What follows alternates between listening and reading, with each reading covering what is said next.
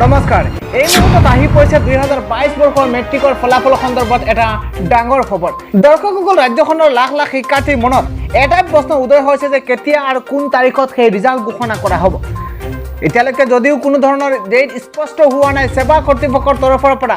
মেট্ৰিকৰ ৰিজাল্ট সন্দৰ্ভত কোনো ধৰণৰ স্পষ্টীকৰণ অহা নাই যদিও আজিৰ দিনটোত আন এটা ডাঙৰ ঘোষণা আহি পৰিছে কিছু সময়ৰ পূৰ্বে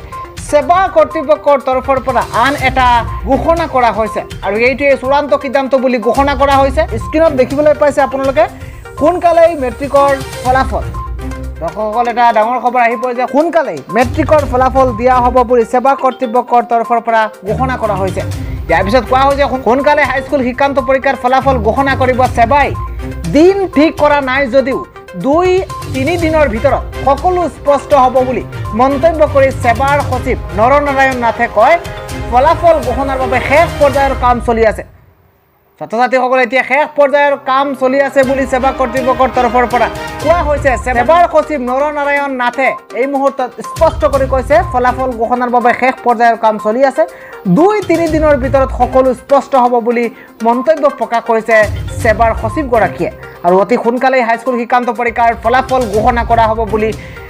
কিছু সময়ৰ পূৰ্বে স্পষ্টীকৰণ আহি পৰিছে গতিকে আমি অনুমান কৰিব পাৰি কাইলৈৰ ৰিজাল্ট যদি নহয় কাইলৈ 4